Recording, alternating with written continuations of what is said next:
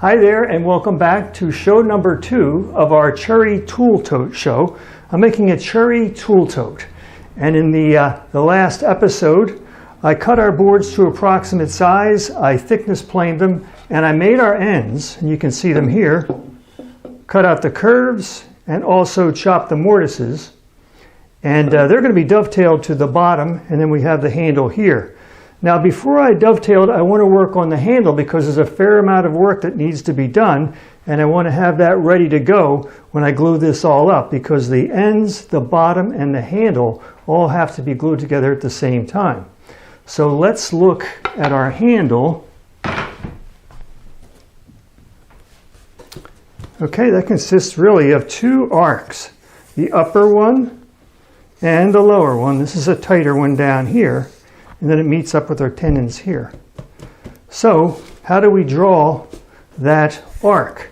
Well, there's a number of ways, and woodworkers use all different methods. A very common one is to create a bow like this, and then just with a string tied on the ends like that, you can adjust the length of the string and create the arc that you need, and then you just transfer it onto your work. Works really well. I've done it that way. But I found a much better way, and I want to share that with you now. And that's using 2 items you probably already have in your workshop. That's a parallel clamp and a flexible steel rule. So what you do, better get my glasses here, what you do is put the rule in the clamp like that. Make sure it's seated. And now, by adjusting the handle, I can adjust the radius of my arc very, very easily. This is almost like a micro adjust feature over here. It's really pretty neat. So, let's see how it works here. I have a sample board here I made out of pine, just so you can see what's going on here. It's impossible, really, to see it in cherry. So here is our handle. It's laid out. I've got my tendons here, and I have my 2 arcs already drawn.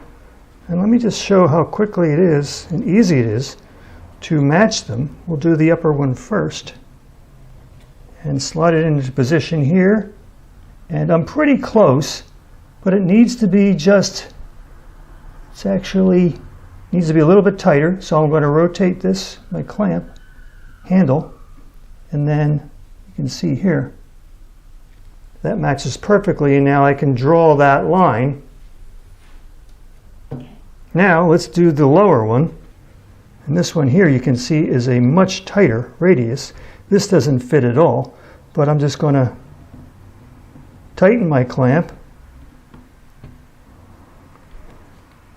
and set it again here.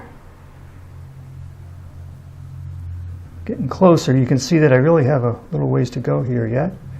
There's that. You getting that? Mm-hmm. And here.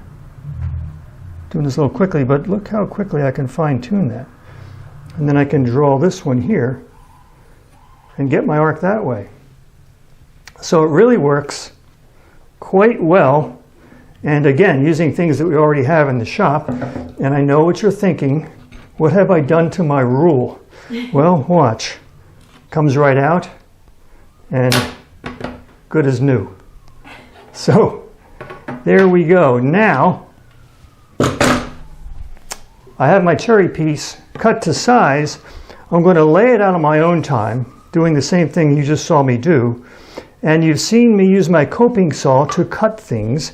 So we'll go by very quickly with that. And then we're going to focus on the next thing. And that's going to be fairing the edges, because I want this handle to fit my hand nicely. So I'm going to be rounding the corners with my spoke shave. So that's where we're going.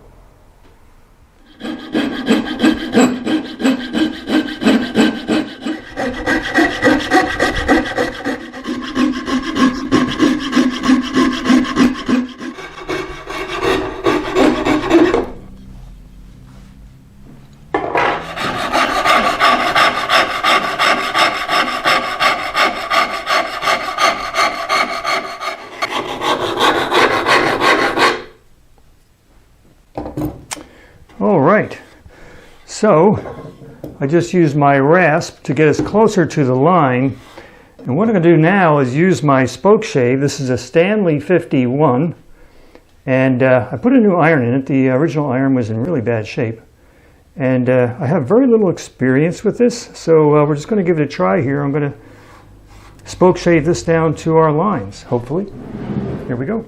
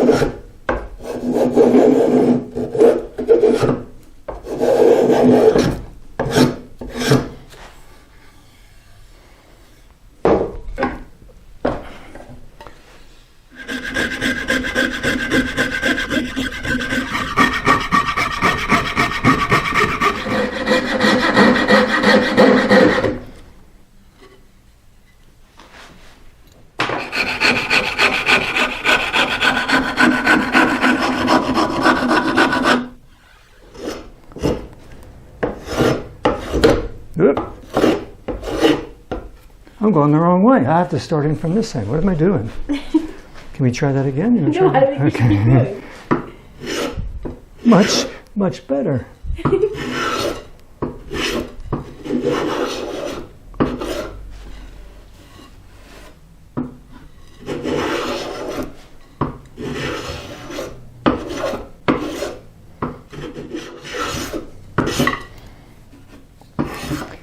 I'm going to take a chance here and just tap this in a little bit. Because it's a concave surface, it's holding my iron off the surface just a little bit. So let's just see here.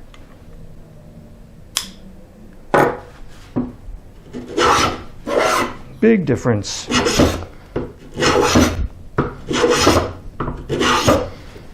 Big difference. Okay, now I'm going to come in from the other side.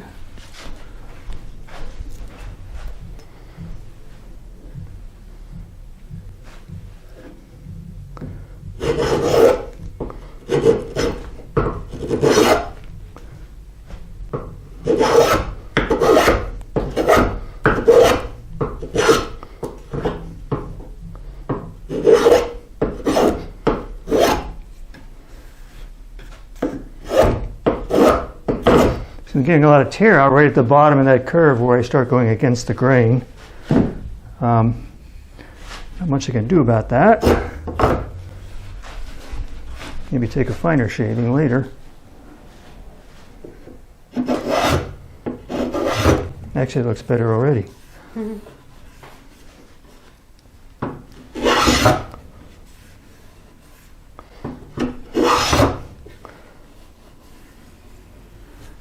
More over here.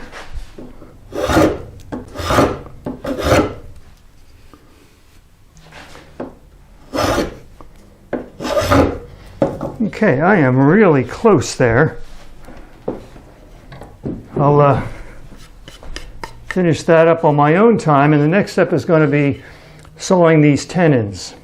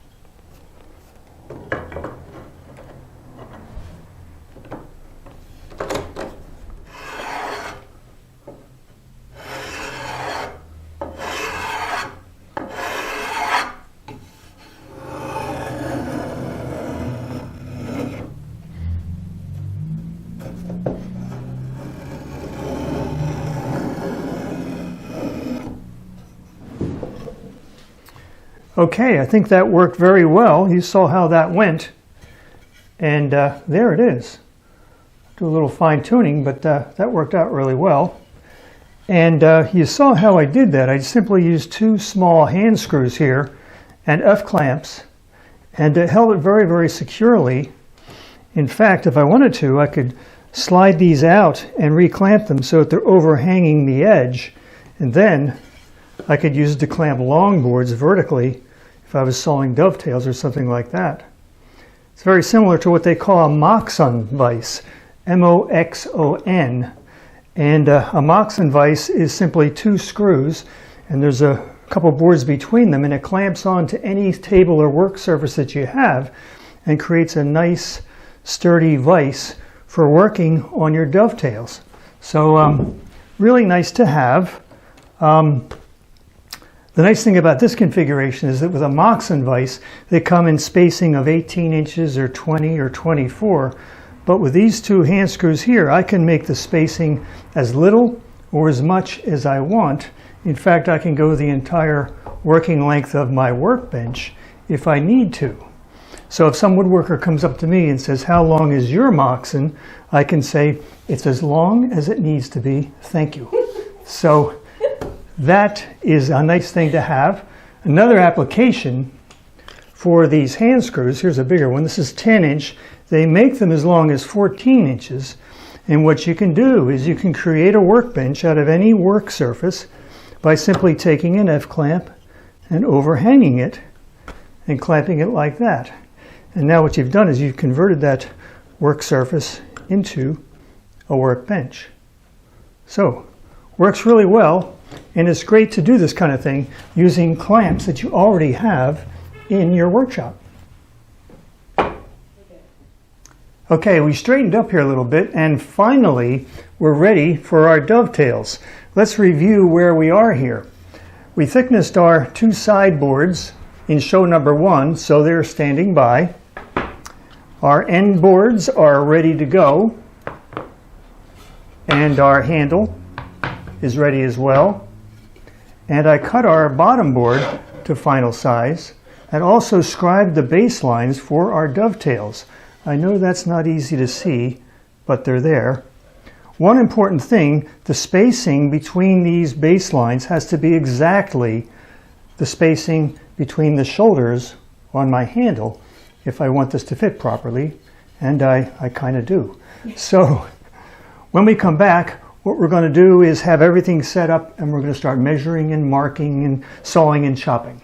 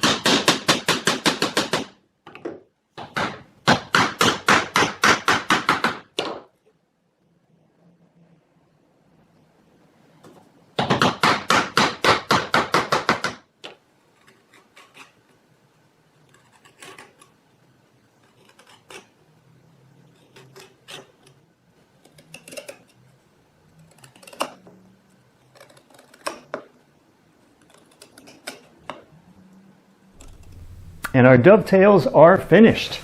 I think they turned out pretty well. I took my time and I think it paid off.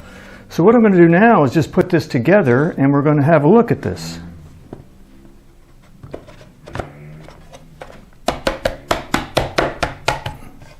I don't like to put too much wear and tear on these tails at this point, but I want you to have a look at it here.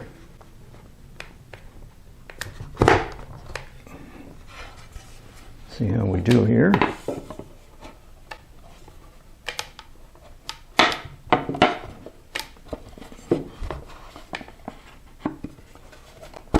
Okay.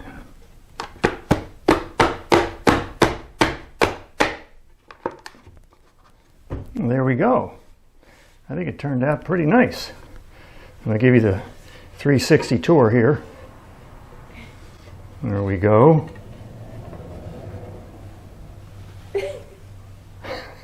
How many ways can I rotate this thing? So it turned out really nice. I'm happy with it. So that's as far as we're going to go this time. In the next show, what we're going to do is glue this up right away. And then I have to make the sides and fasten them. They're going to be nailed on, so I have to select the right nails for that. And also this wedged tenon here. This is going to be a wedged tenon. And I've never done that with stock this thin, so that's going to be a bit of an experience for me as well. And then it's on to finishing it. And I'm going to be applying a finish that I've never used before, so that'll be kind of fun to work with as well. So until then, thanks for stopping by, and see you next time.